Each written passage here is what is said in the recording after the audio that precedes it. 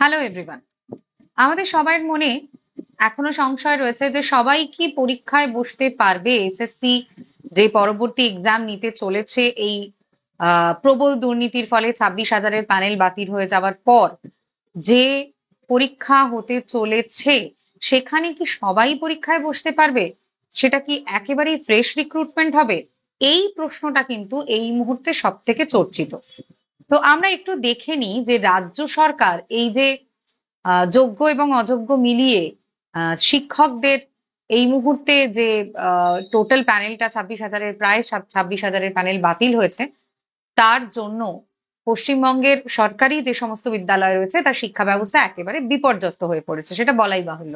এবং এইভাবে শিক্ষা ব্যবস্থা স্তব্ধ হয়ে যাওয়া, প্রায় স্তব্ধ হয়ে যাওয়ার জায়গায় এসে দাঁড়াতে রাজ্য সরকার সুপ্রিম কোর্টে যে অ্যাপিল করেছিলেন, সেই অ্যাপিলের পরিবর্তে যে অর্ডারটা এই মুহূর্তে সুপ্রিম কোর্ট থেকে পাওয়া গেছে, সুপ্রিম কোর্ট যে অর্ডারটা দিয়েছেন, যে অর্ডারটা প্রকাশিত হয়েছে, সেখানে এক্স্যাক্টলি কি বলা হচ্ছে এবং সবাই কি পরীক্ষায় বসতে পারবে, এইটা নিয়ে যে একটা প্রবল কনফিউশন, এবং আদৌ এই মুহূর্তে যারা বিএড করে বসে রয়েছে, দীর্ঘদিন যারা পরীক্ষা দেওয়ার কোনো সুযোগ পায়নি, তারাও কি সুযোগটা পাবে? এই দুর্নীতির কারণেই হয়তো সেই সুযোগ থেকে তারা বঞ্চিত হয়েছে। তো সেই বঞ্চিত সমস্ত সমস্ত পরীক্ষার্থী কি পরীক্ষায় বসার সুযোগ পাবে? সুপ্রিম কোর্টের অর্ডার কি বলছে আমরা সেটা একবার দেখে নিই। একেবারেই সুপ্রিম কোর্টের অর্ডার থেকে একেবারে জিস্ট যেটা, সেই জিস্টটা আমি এই সেশনে তোমাদের জন্য তুলে এনেছি। Prayer accepted for assistant teacher, ঠিক এটাই মেনশন করা হয়েছে সুপ্রিম কোর্টের অর্ডারে, যে রাজ্য সরকার যে প্রেয়ারটা করেছিলেন যে সম্পূর্ণভাবে সরকারি বিদ্যালয়গুলিতে কাজকর্ম স্তব্ধ হয়ে যাচ্ছে এবং শিক্ষা এবং স্টুডেন্টরা, ছাত্রছাত্রীরা এখানে ভয়ঙ্করভাবে বঞ্চিত হচ্ছে, এই পার্সপেক্টিভ থেকে যে প্রেয়ার করা হয়েছিল তার পরিবর্তে সুপ্রিম কোর্টের এই অর্ডার প্রকাশিত হয়েছে, সুপ্রিম কোর্ট থেকে এই অর্ডার দেওয়া হয়েছে prayer accepted for assistant teacher. এবং এখানে কি বলা হয়েছে, আমি আর পুরো অর্ডারটা তোমাদের জন্য নিয়ে আসিনি, মূল যে বক্তব্যগুলো আমাদের জানা দরকার সেই বক্তব্যগুলো আমি তোমাদের জন্য এখানে নিয়ে এসেছি। সেখানে বলা হয়েছে খুব স্পষ্টভাবে যে ফ্রেশ রিক্রুটমেন্টের জন্য নোটিফিকেশন প্রকাশ করতে হবে আগামী 31/5/2025 মধ্যে, এবং নিয়োগ প্রক্রিয়া সম্পূর্ণ করতে হবে 31/12/2025 মধ্যে।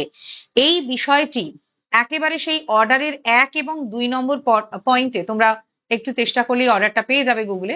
তো এই 1 এবং 2 নম্বর পয়েন্টে স্পষ্টত একদম নির্দেশের ভঙ্গিতে বলা আছে যে 31/5/2025 মধ্যে নোটিফিকেশন, ফ্রেশ রিক্রুটমেন্টের নোটিফিকেশন, দেখো এই শব্দটা কিন্তু এখানে বারবার প্রয়োগ করা আছে এই অর্ডারে, এবং নিয়োগ প্রক্রিয়া সম্পূর্ণ করতে হবে 31/12/2025 মধ্যে। এই সম্পূর্ণ যে অর্ডার, সেখানে প্রতিটা পয়েন্টে এই ফ্রেশ রিক্রুটমেন্ট শব্দটা বারবার ব্যবহার করা হচ্ছে। এখন প্রশ্ন হচ্ছে, এই ফ্রেশ রিক্রুটমেন্ট মানে কারা? যাদের চাকরি চলে গেল, যারা অযোগ্য তাদের চাকরি সম্পূর্ণভাবে বাতিল, একথা কোর্ট আগেই জানিয়ে দিয়েছে। তাহলে যারা যোগ্য বলে দাবি করছেন এবং যারা যোগ্য প্রার্থী রয়েছেন তারা, নাকি 2016 সালেই কেবল যারা পরীক্ষা দিয়েছিলেন তারা? সুপ্রিম কোর্ট কিন্তু এই ব্যাপারগুলো অর্ডারে ক্ল্যারিফাই করেনি।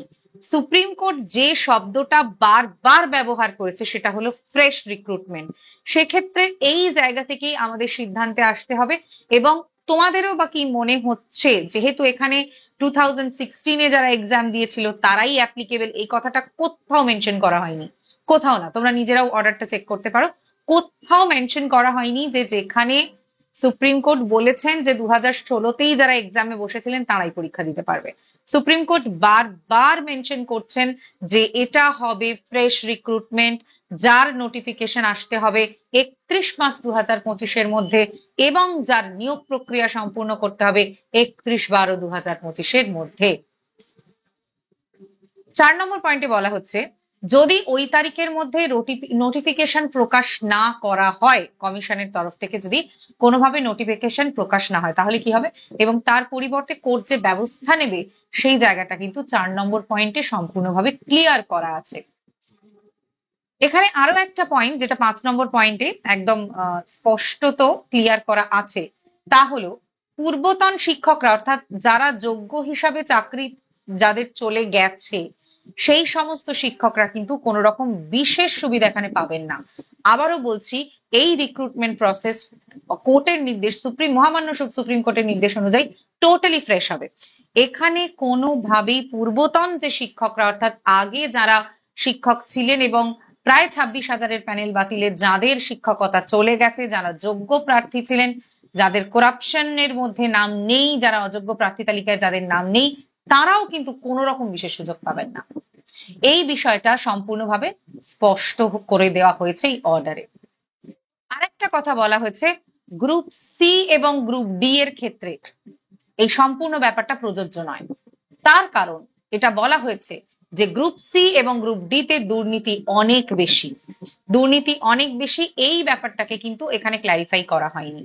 যেটা ক্ল্যারিফাই করা হয়েছে সেটা হচ্ছে অ্যাসিস্ট্যান্ট টিচার, এবং অ্যাসিস্ট্যান্ট টিচারদের যে ভয়ানক একটা ক্রাইসিস চলছে রাজ্য সরকারের স্কুলগুলিতে, এবং স্কুলগুলি যে খুব বিপন্ন অবস্থা রয়েছে, সেটাও কিন্তু অর্ডারে মেনশন করা হয়েছে। এবং সেটার কারণেই যত তাড়াতাড়ি সম্ভব, অর্থাৎ 31/5-এর মধ্যে নোটিফিকেশন, 31/12-এর মধ্যে পরীক্ষা। পূর্বতন শিক্ষকরা কোনো রকম সুবিধা পাবেন না, এবং কেবলই যে 2016রা পরীক্ষা দিতে পারবে এমনটাও মেনশন করার নেই। বারবার যেটাকে হাইলাইট করা হয়েছে সেটা হচ্ছে ফ্রেশ রিক্রুটমেন্ট, এবং ফ্রেশ রিক্রুটমেন্ট হলে সবাই পরীক্ষায় বসতে পারবে, এবং সেই জায়গায় সবাইয়ের কিন্তু একটা সম্ভাবনা তৈরি হয়েছে। ইনফ্যাক্ট যারা 2024 সালেও বিএড কমপ্লিট করেছে তারাও কিন্তু এলিজিবল হয়ে যাবে। তো এই জায়গাটা আমরা যতক্ষণ না নোটিফিকেশন আসছে খুব হয়তো নির্দিষ্ট করে বলতে পারবো না, কিন্তু মহামান্য সুপ্রিম কোর্টের যে নির্দেশ আমাদের সামনে চলে এসেছে সেই অনুসারে কিন্তু আমরা বলতে পারি যে ফ্রেশ রিক্রুটমেন্টকে এখানে হাইলাইট করা হচ্ছে। তোমাদের কি বক্তব্য অবশ্যই কমেন্টে জানিও।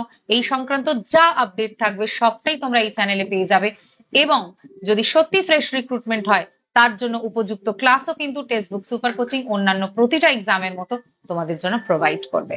আজকে সেশন এইটুকু, আজকের অংশ এইটুকু। আরো ফার্দার নোটিফিকেশন এবং আপডেট পেতে তোমরা অবশ্যই টেক্সটবুক সুপার কোচিং এ সবাই চোখ রাখো।